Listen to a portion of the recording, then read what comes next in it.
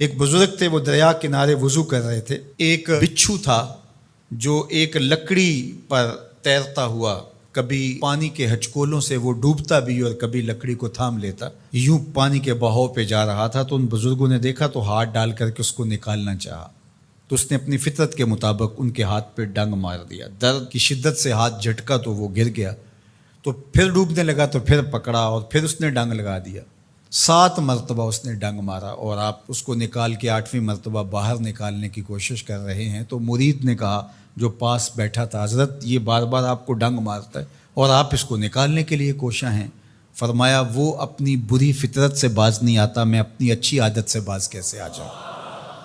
تو لوگوں کے ساتھ رویہ اچھا رکھے، وہ جو بھی رویہ رکھے۔ ہم کہتے ہیں کوئی اینٹ اٹھائے گا تو ہم آگے سے پتھر اٹھائیں گے، تو یہ کیا کمال ہوا؟ لوگ کہتے ہیں تم 1 قدم پیچھے ہٹو گے، میں 10 قدم پیچھے ہٹوں گا، تو یہ کیا کمال ہوا؟ تم کہو میاں تم جتنے مرضی قدم پیچھے ہٹو، میں بھاگ کے تمہارا دامن پکڑ لوں گا، تمہیں جانے نہیں دوں گا، ایک دن تجھ کو بھی جیت لوں گا محبت کے زور پہ۔ ہم کہتے ہیں کہ فلاں میرے ساتھ اچھا سلوک کرتا ہے تو میں بھی اچھا کرتا ہوں، فلاں کا سلوک میرے ساتھ اچھا نہیں ہے تو ٹھیک ہے، جس طرح وہ چلتا ہے میں بھی اسی طرح چل رہا ہوں۔ یہ تو پھر برابری ہوئی۔ اگر کوئی برائی کے ساتھ معاملت کرتا ہے تو آپ بھی اس کے ساتھ ایسے ہی کرتے ہیں، تو برائی میں برابر ہے۔ اور اگر آپ کے ساتھ کوئی اچھا سلوک کرتا ہے تو آپ بھی اس کے مقابلے میں اچھا کرتے ہیں، تو پھر بھی آپ برابر ہیں، لیکن اچھائی میں برابر ہے۔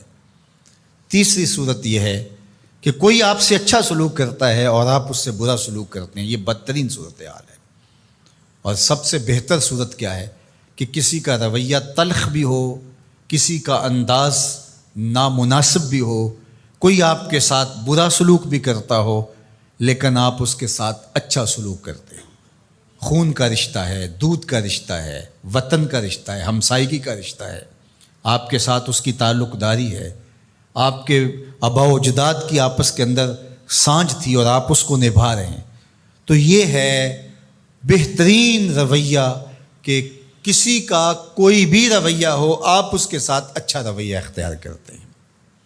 حضرت عقبہ بن عامر رضی اللہ تعالی عنہ کو حضور نے ارشاد فرمایا تھا، سل من قطعک واعط من حرمک واعف عن من ظلمک۔ اے عقبہ بن عامر، جو تجھ سے تعلق توڑے تو اس سے تعلق جوڑ، جو تجھے محروم رکھے تو اس کی جھولیاں بھر دے، اور جو تیرے پہ زیادتی کرے تو اس کو معاف کر دے، اس سے درگزر فرما۔ یہ بہترین کردار ہے جس سے ایک اچھا ستھرا پاکیزہ اور مناسب معاشرہ ترتیب پاتا ہے اور ترکیب پاتا ہے۔ تو میرے اور آپ کے آقا و مولا نے ہمیں یہ تلقین کی، بلکہ فرمایا جو یہ چاہتا ہے کہ اس کی عمر میں برکت ہو اور رزق میں اضافہ ہو، وہ رشتہ داروں کے ساتھ سلوک اچھا کرے۔ یہ راز ہے عمر میں برکت کا اور رزق میں اضافے کا۔ رشتہ داروں کے ساتھ اگر سلوک اچھا کرو گے تو تمہاری عمر میں بھی برکت ہوگی، تمہارے رزق میں بھی برکت ہوگی۔ تو ہمیں یہ تلقین کی گئی۔ رشتہ دار تو دودھ یا خون کی سانجھ سے رشتہ دار بنتے ہیں، کوئی عام انسان بھی ہو، ہمیں تو ان کے ساتھ بھی اچھا رویہ اختیار کرنے کی تلقین کی گئی۔ حتیٰ کہ آپ کے دین پر نہ بھی ہو تو آپ کی ہمسائیگی میں بستا ہے، مستامن ہے، ذمی ہے، تو اس کے ساتھ آپ کا سلوک اچھا ہوگا۔ آپ کا دین آپ کو یہ سکھاتا ہے۔ شیخ سعدی بولے، شنیدم کے مردان راہ خدا، دلے دشمنا ہم نہ کردن تنگ، تو را کے میسر شود ای مقام، کہ با دوستانت خلاف است و جنگ۔ میں نے سنا ہے کہ جو اللہ کے بندے ہیں وہ تو دشمنوں کا دل بھی نہیں دکھاتے۔